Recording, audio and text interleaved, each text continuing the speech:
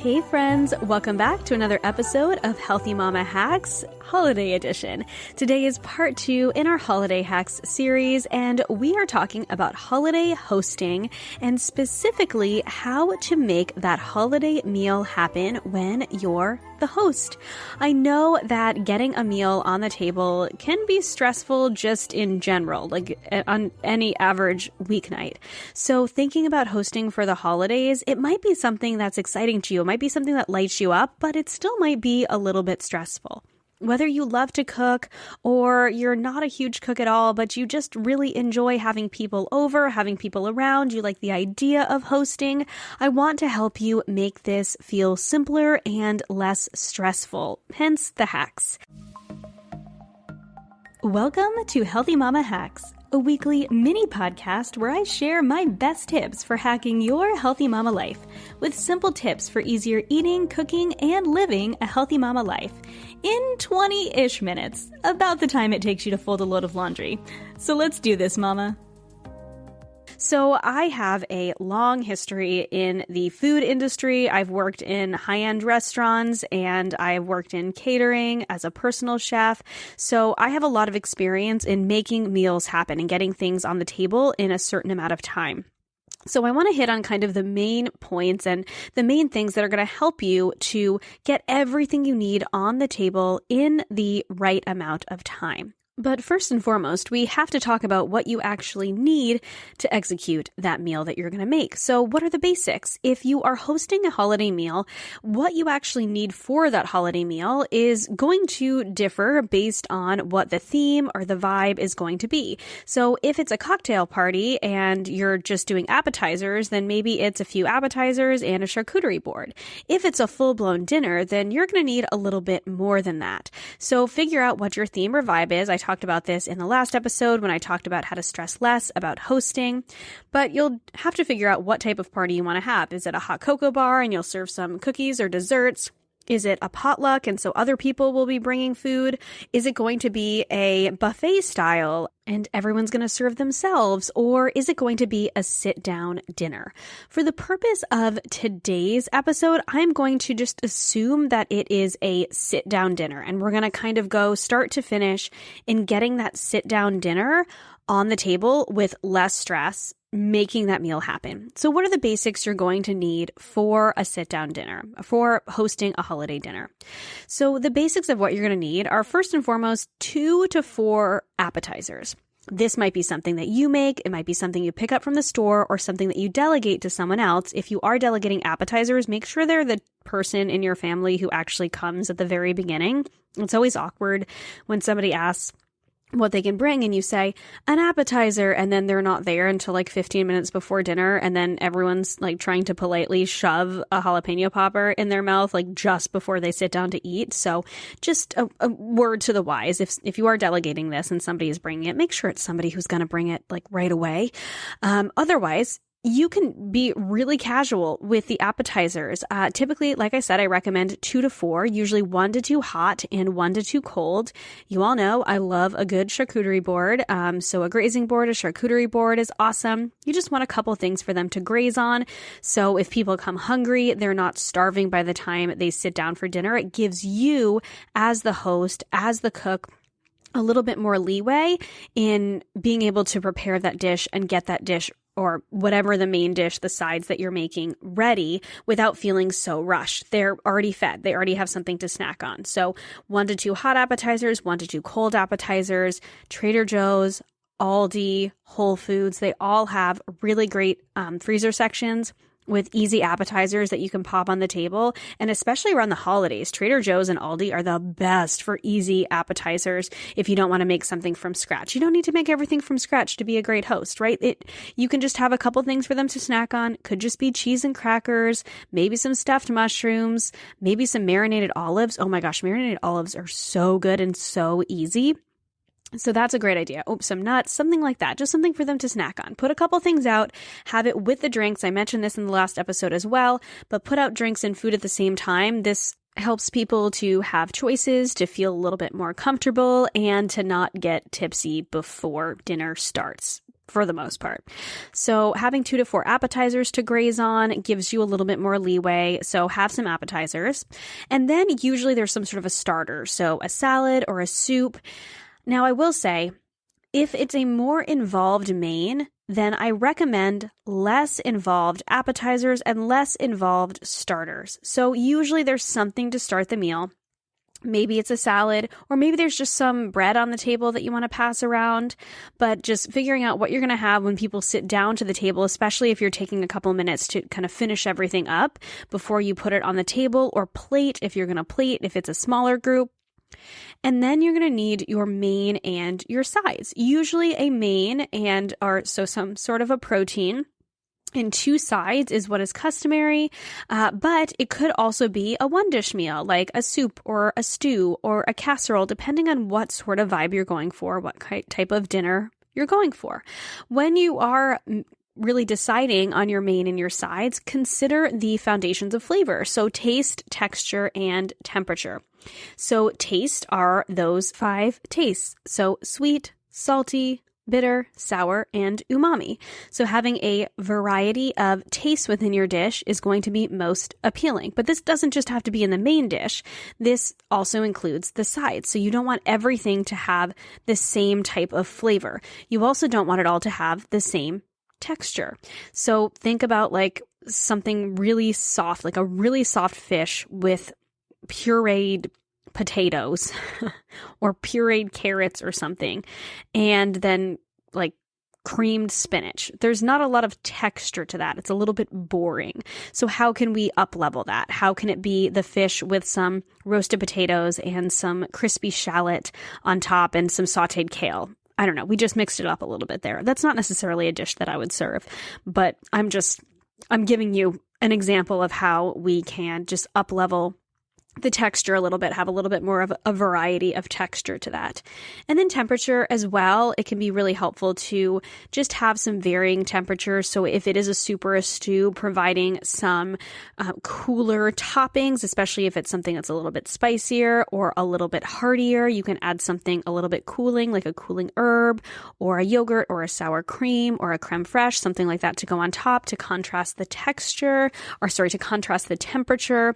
So just consider taste, texture, and temperature with the main and the sides. And don't forget to consider your guests.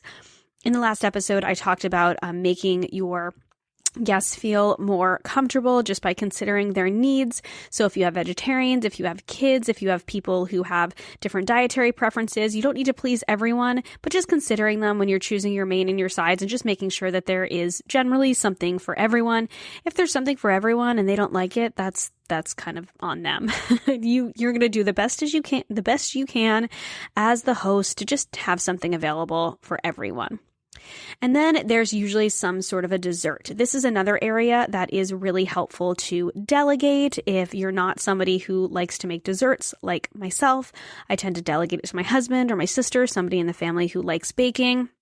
And then, of course, beverages. Okay, what are you going to drink? Are you going to have wine with dinner? If you drink wine, what kind are you going to have? Is it going to be white? Is it going to be red? If there is somebody you know who loves wine and wants to choose the wine, then delegate that to them, even if you want to pay for it. Will you be serving cocktails for cocktail hour with appetizers? Or are you just going to do like wine and beer, water, juice, sparkling water?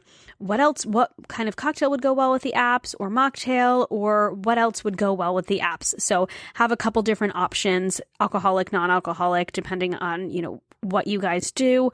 And then other drinks to offer during the meal and outside of the meal too. Like I mentioned, water, sparkling water, juice, or sparkling cider or grape juice for the kids. If there's a lot of kids, maybe juice boxes to avoid potential spills can be really helpful too. So those are the basics. 2 to 4 apps, salad or soup. You've got your main and your sides, some sort of a dessert, and then beverages. There are 3 rules to making a dinner party meal happen easier. Yes, I said rules. I don't like to put rules around things, but these are your 3 rules. I'm giving you rules today. Number 1, do a test run of whatever you have decided you want to make for your meal and your sides, okay? Don't do anything new. That's the rule. Don't do anything new. Make something that is a favorite that you love, that you've tried out in groups before, or you've tried out with your family and you're like, ooh, this would be really good for this dinner. Or if you found it and it looks good, try it out before. Make sure that you can execute it the way that the recipe says. Make sure it comes out the way that you are hoping before you serve it to a whole bunch of guests. Number 2, do what you can ahead of time. So this means meal prepping, but for your party. Doing some prep ahead of time. This might just be ingredient prep, so chopping vegetables. This might be par-cooking potatoes. This is doing what you can ahead of time to make the preparation of the meal simpler on the day of. Can you prep everything for the salad ahead of time? Make the salad dressing ahead of time. Can you prep the appetizers ahead and just so they're ready to pop into the oven? Can you slice the cheeses and wrap them really tightly in some press and seal so that those are ready to go and you can just pop them on the charcuterie board? Can you get everything ready for the charcuterie board except for the cheeses and meats? Or maybe they're ready, but they're in the fridge ready to go and you can just pop them on the tray. You can do that a day in advance. What can you do ahead of time to make it easier on the day of? And number 3, delegate. Yes, I'm making this a rule.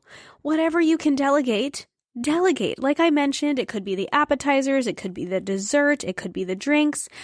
You don't have to do it all yourself unless you want to. And in that case, 1 and 2 are even more important, making sure you're not doing anything new, doing what you can ahead of time. However, when your guests ask, what can I bring? Give them something. It can be anything. It can be water bottles. It can be napkins. It can be a dessert. Give them something to bring that will help you out. It doesn't have to be crazy expensive. It doesn't have to be complicated. You don't have to be like, yeah, can you get like 6 bottles of this $30 red wine? No, just say, that would be great if you brought some dessert napkins. There you go. One less thing you have to think about. So 3 rules to making your dinner party meal happen easier. Do a test run. Don't do anything new. That's going to save you so much stress.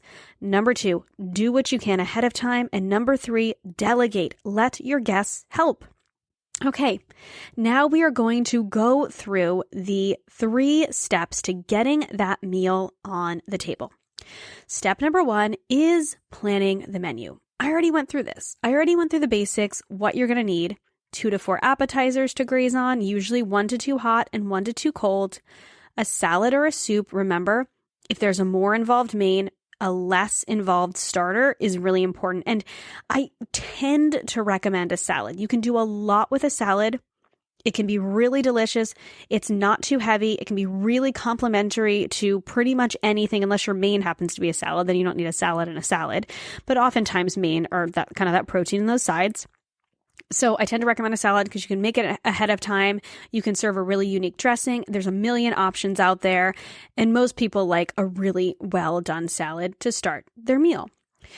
So you also need that main and sides and some sort of a dessert or something sweet to have after dinner, even if it's just some really nice chocolates that you put out on the table and offer coffee and an after dinner drink. That's great. It doesn't have to be anything. It doesn't have to be involved. What's most important when you're hosting is just that you are making your guests feel comfortable. And so having a little dessert, a little something sweet after is great. So whatever that is. Consider the theme or the vibe of your party. Is it more upscale? Is it more casual? Are we doing soup and bread? Are we doing a sit-down dinner? Or, like I said before, are we doing like appetizers and cocktail party? Obviously, that is going to change things when it comes to making the meal happen, because we're primarily, like I said, talking about a sit-down dinner. But consider that too, right? Because if it is a more casual sort of situation, then something like a slow cooker stew with some really great fresh baked bread is going to come together really quickly for you.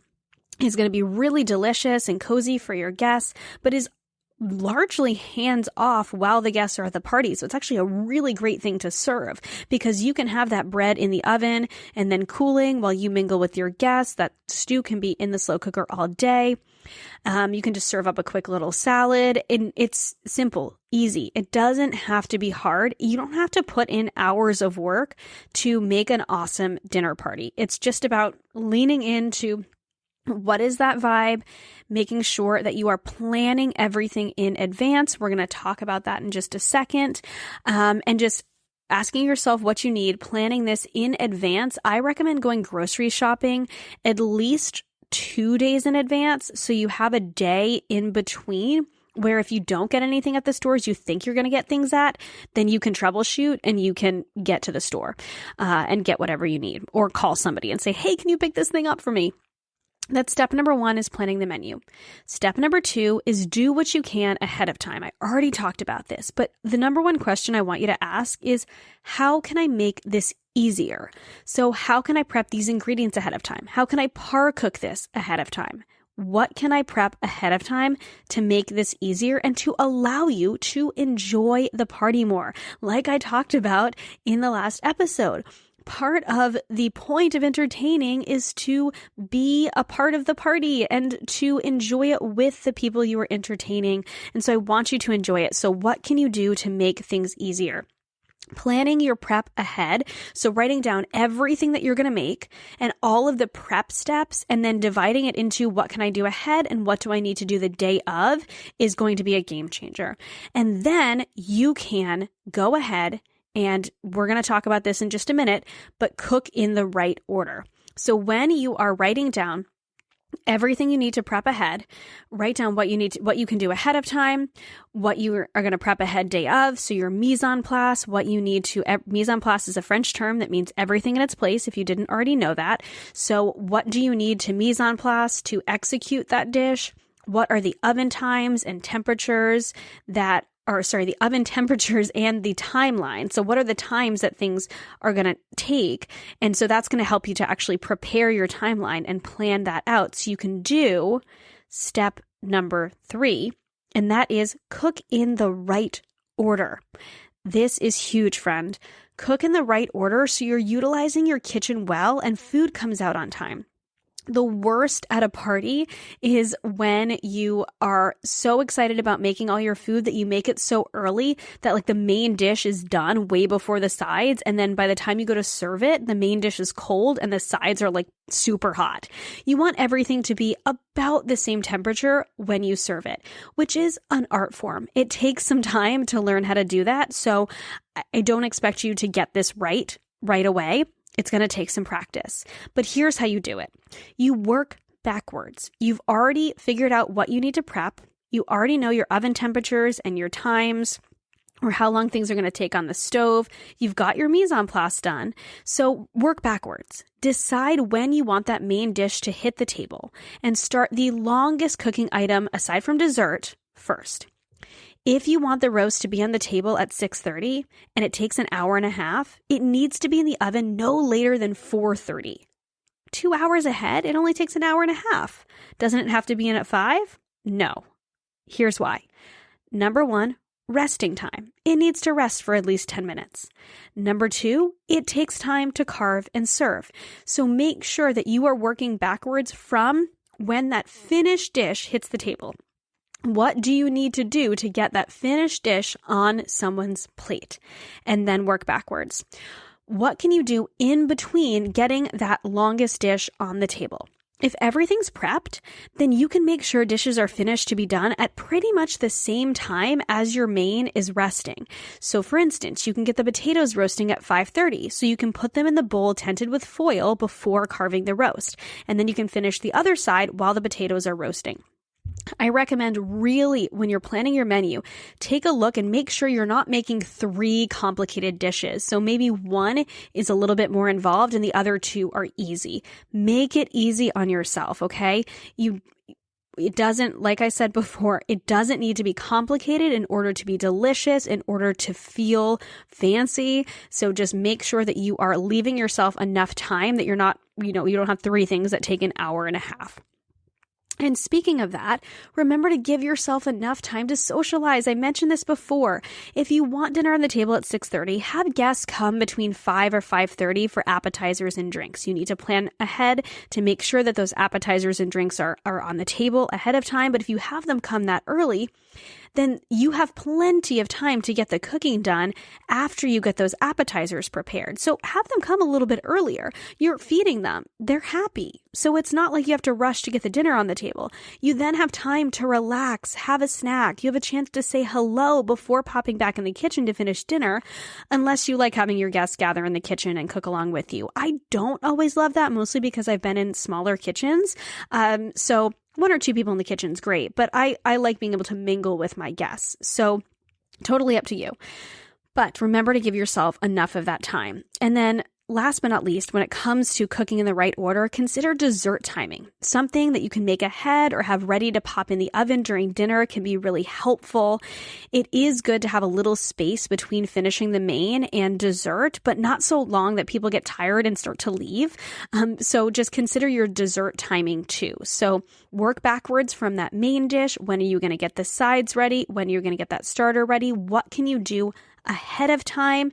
And then when are you going to get dessert on? Whether it's something super simple or something you've made ahead, you want to pop in the oven. When are you going to get that done and get it out to your guests? So you did it. Have yourself an espresso, enjoy a plate of dessert. You just got yourself out a meal to your guests. Congratulations. You did it awesome. And hopefully with less stress.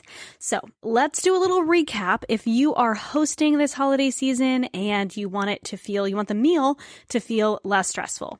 We talked about the basics, what you're going to need. 2 to 4 appetizers, usually 1 to 2 hot and 1 to 2 cold. By the way, a charcuterie board it's more than enough for cold appetizers. If you're doing that, then just 1 or 2 hot apps is great. A salad or a soup to start. Main and usually 2 sides. Consider taste, texture, and temperature when you're choosing your main and sides. And don't forget to consider your guests and their needs. A dessert, and then beverages. Wine with dinner, if you want to do wine or other beverages to have with dinner. Whatever you're serving for appetizers, maybe a cocktail for cocktail hour or whatever else will go well with the app. Water, sparkling water, juice for the kids, whatever else you need. The 3 rules to making a dinner party meal happen easier: do a test run, don't do anything new, do what you can ahead of time, and delegate. And then the 3 steps to getting that meal on the table. Step 1, planning the menu. Step 2, doing what you can ahead of time, essentially meal prepping for your dinner party and doing your mise en place to execute everything on time, creating that plan with oven temperatures, with times, so you can get everything on the table in a reasonable amount of time, and then cooking in the right order so you're utilizing your kitchen well and food comes out on time. This includes working backwards, deciding when you want that main dish to hit the table, starting the longest cooking item aside from dessert first, making sure you're not overcomplicating things so that you can get the sides done while that main is cooking, or better yet, use something like a slow cooker for the main and then you can just focus on the sides, and making sure you are considering every part of the process of getting that cooked and onto the table, including things like resting time and carving and serving time. And then don't forget to give yourself enough time to socialize, to enjoy the party. Make sure to have people come early enough. If you've got appetizers and drinks, they will have plenty of time to fill their belly a little bit and not be starving before dinner starts. So you can actually enjoy that time with them and actually have some time to prepare that meal. And then last but not least, just consider that dessert timing. Have it be something you can make ahead or something that you can pop in during dinner, or better yet, delegate that so that that is just that much more simple. Creating a meal that is delicious and that feels really upscale for the people that you are serving it to. A lot of it has to do more with the feeling than it even does the food.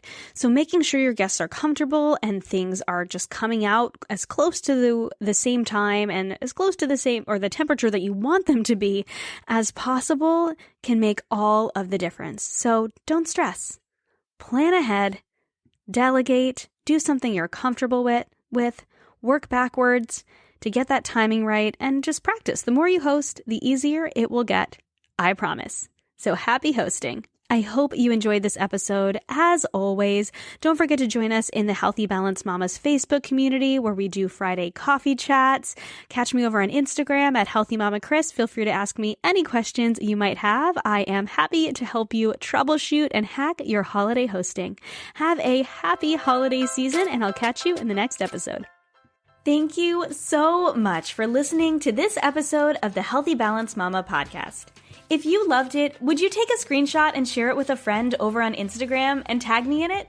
It helps me so much to know what you love and are taking away from each episode. If you really loved it, would you hop over to iTunes and give me a star rating and review? Every rating and review helps this podcast be seen and heard by more women who need to hear the message of balance and wellness without deprivation. It's the best free gift you could give me. And as a reminder, the information and opinions on this podcast are meant for education and inspiration only and are not to be taken as medical advice, diagnosis, or treatment. Please consult with a trusted practitioner before making any changes. Have a beautiful day, friend, and I'll see you in the next episode.